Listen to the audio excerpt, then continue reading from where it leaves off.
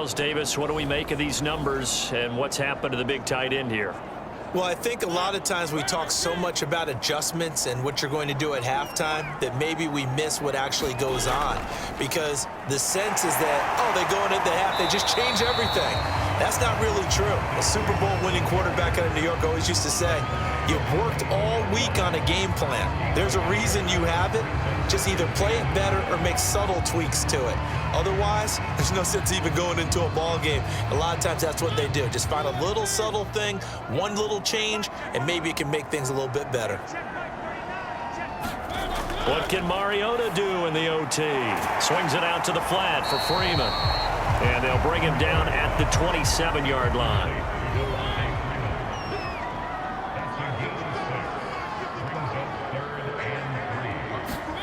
Now Mariota. And he's got his man. It's the tight end Goddard. And they're able to get this one across the 35.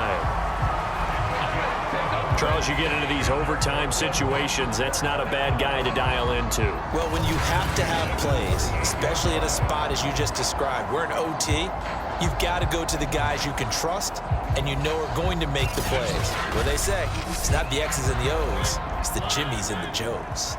So here's a 1st and 10 at the 38. Out of the gun, they give to Freeman.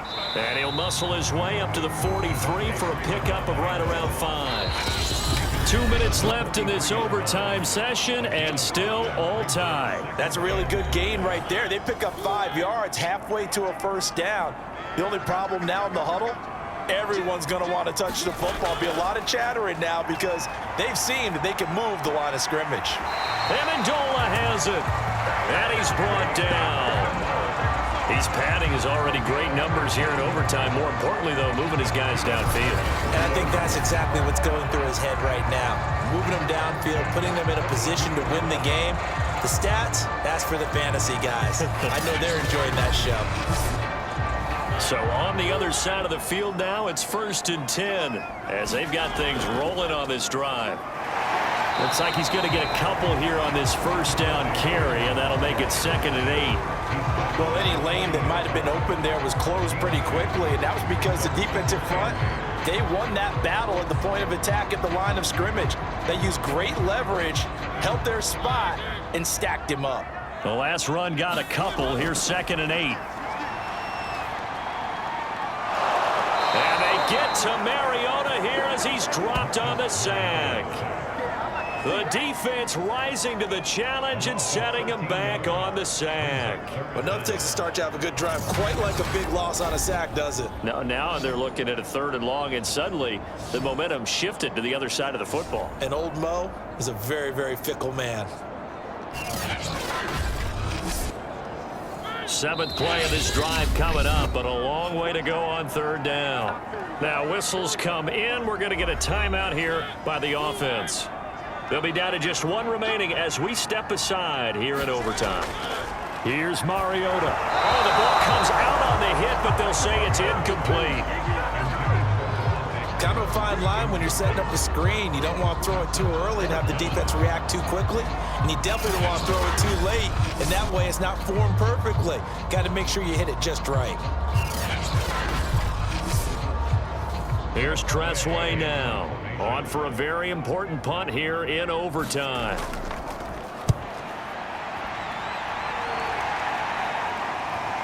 Beckham, the return.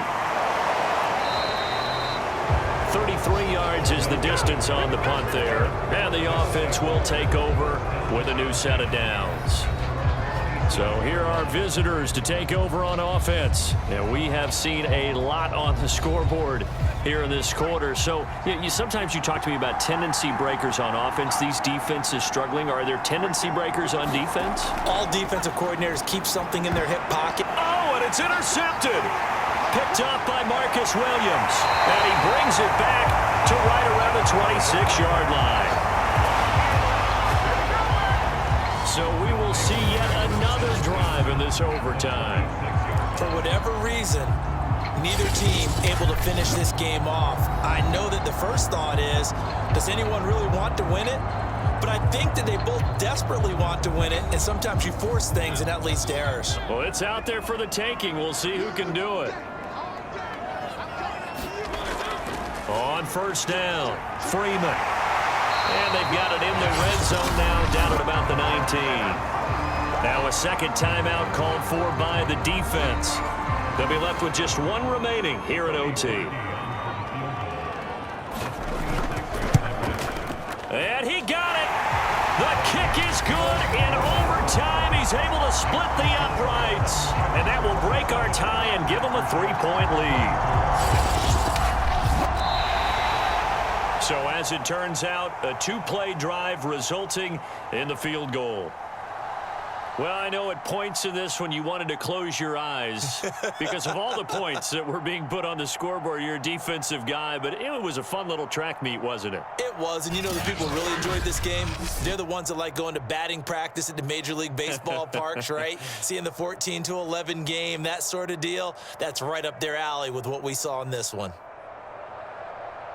So for Portland, they're not going to go quietly here as the win moves them now to 8-6 on the year. And they will hit the road next week to take on the Minnesota Vikings. Meanwhile, for our visitors, their playoff hopes take a hit as they drop to 7-7. And they'll get a chance to redeem themselves at home next week. And for Charles Davis and our entire crew, I'm Brandon Gaudin. You've been watching the NFL on EA Sports.